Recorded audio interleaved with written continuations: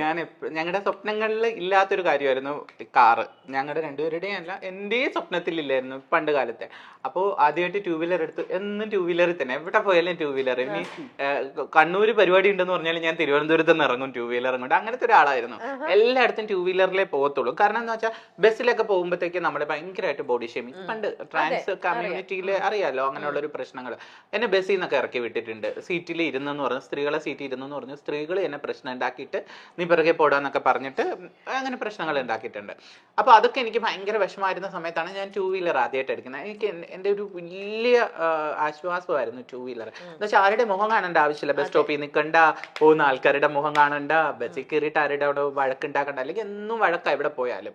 ഈ പണ്ട് ഞാൻ മിമിക്രിയിൽ കളിക്കുന്ന സമയത്ത് പ്രോഗ്രാമിന്റെ വണ്ടി നമ്മൾ നിൽക്കുന്നിടത്ത് നിർത്തില്ല, അവർക്ക് എന്തോ നാണക്കേടാണ് ഞങ്ങളെ എന്നെയൊക്കെ വണ്ടി കയറ്റാൻ. അപ്പൊ മിമിക്രിയുടെ വണ്ടി കുറേ അങ്ങോട്ടും, അപ്പൊ ഞാൻ പിറകെ ഓടണം. അപ്പോൾ പിറ്റേ ദിവസം ഞാൻ വിചാരിക്കാം ഇവർ അവിടെയല്ലേ നിർത്തുന്നത്, അവിടെ ചെന്ന് നിൽക്കാന്ന് പറഞ്ഞാൽ അവർ വേറെ എവിടെയില്ലെന്ന്. അവരിങ്ങനെ കളിപ്പിക്കും. ആൾക്കാരുടെ ഇടയിൽ നിന്ന് നമ്മളെ വണ്ടിയിലേക്ക് കയറ്റാൻ ഭയങ്കര മടി. എന്നിട്ട് പ്രോഗ്രാം സ്ഥലത്ത് എന്നിട്ട് പറയും വണ്ടിക്കകത്ത് നിന്ന് ഇറങ്ങരുത്, സ്റ്റേജൊക്കെ കെട്ടിയിട്ട് പയ്യെ പിറകെ കൂടെ പോകും. ഇങ്ങനെയൊക്കെ പറഞ്ഞ് കളിയാക്കാറുണ്ടായിരുന്നു. അവർക്ക് എന്തോ ട്രാൻസ് കമ്മ്യൂണിറ്റിയോട് ഒരു അവജ്ഞത പണ്ടേ ഉണ്ടായിരുന്നു, ഇപ്പോഴല്ല കേട്ടോ, തുടക്ക സമയത്ത്. അപ്പോൾ എനിക്ക് കാറിനോടൊന്നും ക്രഷില്ല. അപ്പൊ വാഹനം ടൂ വീലർ ആയിരുന്നു. അത് കഴിഞ്ഞ് ഞാൻ കല്യാണം കഴിച്ച് കഴിഞ്ഞപ്പോഴത്തേക്ക്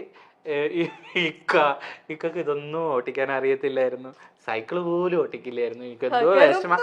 അപ്പൊ ആൾക്ക് വേറൊരു ട്രാജഡി, എന്റെ പിറകിൽ ഇരുന്ന് എപ്പോഴും പോകുന്നു. അപ്പൊ ഇക്ക പറയും ആൾക്കാർ ഉള്ളിടത്ത് കൊണ്ട് നിർത്തരുത്, ഞാൻ കറക്റ്റ് അവിടെ അങ്ങ് നിർത്തും. അപ്പൊ ഇക്ക ബാക്കിൽ ഇറങ്ങും. അപ്പൊ ഇക്കൊക്കെ ഭയങ്കര ചമ്മലായിരുന്നു. അതിനുശേഷം ഞങ്ങൾ എറണാകുളത്ത് വന്നതിന് ശേഷമാണ് ഇക്ക സൈക്കിള് ചവിട്ടി പഠിച്ചത്. അത് കഴിഞ്ഞ് ടൂ വീലർ, പിന്നെ ഞാനും കൂടെ ഹെൽപ്പ് ചെയ്തു, ടൂ വീലർ പഠിച്ചു. ടൂ വീലർ പഠിച്ചു കഴിഞ്ഞിട്ട് വണ്ടി പഠിക്കാൻ പോകുന്നെന്ന് പറഞ്ഞു. ശരി, അപ്പൊ ഞാൻ പറഞ്ഞു ഇക്ക വണ്ടി പഠിക്കുകയാണെങ്കിൽ ഞാൻ കാർ എടുത്ത് തരും, ഇക്കയുടെ ബർത്ത്ഡേ ഗിഫ്റ്റ് എന്ന് പറഞ്ഞു. ഇങ്ങനെ വെറുതെ തമാശ.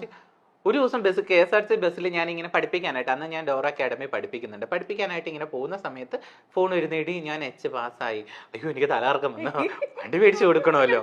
അങ്ങനെ ആദ്യം ഞാൻ എന്ത് ചെയ്തു, ആദ്യം ടൂ വീലർ പഠിച്ചു കഴിഞ്ഞപ്പോഴത്തേക്ക് ഒരു ബർത്ത്ഡേക്ക് ടൂ വീലർ ഗിഫ്റ്റ് ചെയ്തു.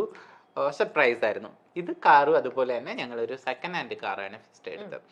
അത് ഇപ്പോഴും അതാണ് കയ്യിലുള്ളത്, ബലാന. അപ്പൊ അതെടുത്തു. അപ്പൊ ഇപ്പോ കാറില്ലാതെ ഒരിടത്തും പോകാൻ വയ്യ, എവിടെ പോയാലും കാറ്. ഞാൻ ഇങ്ങനെ നീ ആ ടൂ വീലറൊന്ന് മൈൻഡ് ചെയ്യണമെന്ന്, ഓഫ് കാറില് പോവാ, മഴയല്ലേ, ഞാൻ ഇങ്ങനെയൊക്കെ അങ്ങ് പറയും. അപ്പൊ ഇങ്ങനെ പറയുമ്പോഴത്തേക്ക് എപ്പോഴും കാറിൽ കയറി ഇരുന്നിട്ട് ഞാൻ പറയും ഈ കാർ കൊഞ്ഞ് താന്നാണ്, ഇനി വലിയ കാർ വേണം. അപ്പൊ അതെപ്പോഴും ഈ ഒരു സ്വപ്നമാണല്ലോ, നമ്മളെപ്പോഴും കുറച്ചും കൂടി അപ്ഗ്രേഡ് ആകാൻ നോക്കും. അങ്ങനെ വിചാരിച്ചാലേ ഇതെങ്കിലും കിട്ടുള്ളൂ എന്ന് ഞാൻ വിചാരിക്കുള്ളൂ, മനുഷ്യന്റെ സ്വഭാവമാണല്ലോ. അപ്പൊ ഞാൻ എപ്പോ പോയാലും എന്റെ ഫ്രണ്ടിൽ പോകുന്ന എനിക്ക് ഫോർച്യൂണറുകളാണ്. ഫോർച്യൂണർ പോകുമ്പോ എന്തോ കുതിര വന്ന് ഇങ്ങനെ നിൽക്കുന്ന രഥത്തിൽ നിന്നൊക്കെ ആൾക്കാർ ഇറങ്ങും പോലെ. അതിന് മമ്മൂസിന് ഫോർച്യൂണറാണ്.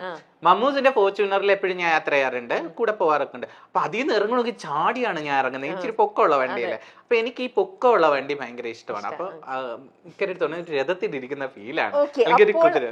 മൈൽ സ്റ്റോൺ ഇവന്റ്സിന്റെ ഗിഫ്റ്റ് കൂടെ അങ്ങ് കിട്ടിക്കഴിഞ്ഞാൽ ഉടനെ തന്നെ നിങ്ങൾക്ക് ഫോർച്യൂണർ വാങ്ങാൻ പറ്റും. അവര് ഫോർച്യൂണർ ആണോ തരുന്നത്? അല്ല, മേടിക്കും.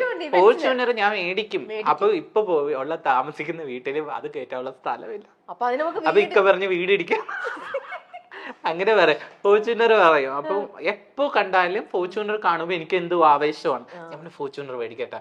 അപ്പൊ ഇക്ക പറഞ്ഞ എത്രയാണെന്ന് അറിയുമോ? ഞാൻ മേടിക്കാം. വെറും 9 ലക്ഷത്തിനുള്ളിൽ ഒരു ഫോർച്യൂണർ കിട്ടും. വളരെ സിമ്പിൾ ആയിട്ടാ പറയാ. ഞാൻ എല്ലാ കാര്യവും ഇപ്പൊ നമ്മൾ നല്ല വിഷമത്തിൽ ഇത്തിരി കടം കൊടുക്കാനുണ്ട്, അല്ലെങ്കിൽ ഇച്ചിരി പൈസക്ക് ആവശ്യം ഉണ്ടെങ്കിൽ ദൈവം തരും, ദൈവമല്ലേ തരൂ എല്ലാരും പറയും. അങ്ങനെ ഞാൻ പറയാം അവര് തരും, അവര് തരൂന്നല്ലേ പറയുന്നേ, തരും. ഇങ്ങനെ ഒരു പോസിറ്റീവ് ചെയ്ത് ഇപ്പൊ ഫോർച്യൂണർ എന്റെ അടുത്ത് പറയുന്ന, ഇപ്പൊ 1 കോടിയുടെ വണ്ടി കണ്ടിട്ട് എന്റെ അടുത്ത് പറയാം അത് 1 കോടി രൂപ അടി എന്ന് പറഞ്ഞാൽ 1 കോടി ഇല്ലല്ലോ. അങ്ങനെ അല്ല, ലൈഫിനെ നമ്മൾ വളരെ പോസിറ്റീവ് ആയിട്ട് നമുക്ക് എല്ലാം നേടാൻ പറ്റും. പക്ഷെ ആൾക്ക് ഭയങ്കര ടെൻഷൻ. ഇപ്പൊ നിങ്ങൾ നേടിയത് എന്താണെന്നൊന്നും അറിയണ്ടേ, എന്ത് സമ്മാനം കിട്ടുന്നൊന്നും അറിയണ്ടേ, ഈ കഥകൾ മാത്രം എന്തോ ഇവന്റ് നടത്തി ഇനി അങ്ങനെ പറയൂല. അല്ല, എന്താണെന്നറിയോ, മൈൽ സ്റ്റോൺ ഇവന്റ്സിന്റെ വക മൈൽ സ്റ്റോൺ ഇവന്റ്സ് ചെയ്യാൻ പോകുന്ന ഫസ്റ്റ് ഇവന്റിലെ മണവാട്ടിനെ അണിയിച്ചൊരുക്കുന്നത് അവിടെ നിന്ന് അങ്ങോട്ട് back to back milestone events, ഒരുപാട് ബാക്ക് ടു ബാക്ക് ഇവന്റ്സ് ചെയ്യുന്നു. എല്ലാ ഇവന്റിലും എല്ലാരും പറയുന്നു സൂര്യ തന്നെ ഞങ്ങളുടെ മണവാട്ടിനെ ഒരുക്കണം. അങ്ങനെ സൂര്യ പൈസ ഇങ്ങനെ ഒരുപാട് ഉണ്ടാക്കണോ, എന്നിട്ട് പോയി ഫോർച്യൂണർ വാങ്ങുന്നു. ഫോർച്യൂണർ മേടിച്ചില്ലെങ്കിലും ബാർക്ക് കിട്ടിയാൽ മതി. ഇല്ല, ഇനി എന്റെ സ്ലേറ്റും ബോർഡും ഒക്കെ സംഭവങ്ങളൊക്കെ തരും. കേരളത്തിലെ ആദ്യ ട്രാൻസ്ജെൻഡർ ദമ്പതികളാണ് സൂര്യയും ഇഷാൻ കേശാനും. ലോകത്തിനു മുന്നിൽ കേരളം മാതൃകയായ സംഭവമായിരുന്നു ലിംഗമാറ്റ ശസ്ത്രക്രിയയിലൂടെ സ്ത്രീയായി മാറിയ സൂര്യയും പുരുഷനായി മാറിയ ഇഷാനും സ്പെഷ്യൽ മാരേജ് ആക്ട് പ്രകാരം വിവാഹിതരായത്. ഒരുപക്ഷെ രാജ്യത്ത് ഇത്തരത്തിൽ ആദ്യമായി നടന്ന വിവാഹമായിരുന്നു ഇവരുടേത്. ലോകത്തിനു മുന്നിൽ മാതൃകയായ അവർ ഇരുവരും കുഞ്ഞെന്ന സ്വപ്നത്തിലേക്കുള്ള യാത്രയിലുമായിരുന്നു. എന്നാൽ പിന്നീട് ആ സ്വപ്നത്തിലേക്ക് വലിയ ദൂരങ്ങൾ ഇവർക്ക് താണ്ടേണ്ടി വന്നു. ഇപ്പോൾ ബിസിനസ്സും മേക്കപ്പ് ആർട്ടിസ്റ്റുമൊക്കെയായി തിളങ്ങുകയാണ് സൂര്യയും ഇഷാനും. സൂര്യയാണ് മേക്കപ്പിൽ മുന്നിൽ നിൽക്കുന്നത്. മേക്കപ്പ് ആർട്ടിസ്റ്റായി നിരവധി വീഡിയോകൾ താരം പങ്കുവയ്ക്കാറുണ്ട്. എയർബ്രഷ് മേക്കപ്പും മറ്റുമൊക്കെ ചെയ്യുന്ന സൂര്യ ഡോറ അക്കാഡമിയിൽ നിന്ന് തന്നെയാണ് പഠിച്ചത്. പിന്നീട് അവിടെ പഠിപ്പിക്കാനും തുടങ്ങിയിരുന്നു. മാത്രമല്ല വളരെ ഡിമാൻഡുള്ള ഒരു അച്ചാർ ബിസിനസ്സും ഇവർക്കുണ്ട്. ഇപ്പോൾ മിമിക്രി ചെയ്തുകൊണ്ടിരുന്ന സമയത്ത് ഇവർ നേരിടേണ്ടി വന്ന കുറേ പ്രശ്നങ്ങളെ പറ്റിയൊക്കെ സൂര്യ പറയുകയാണ്.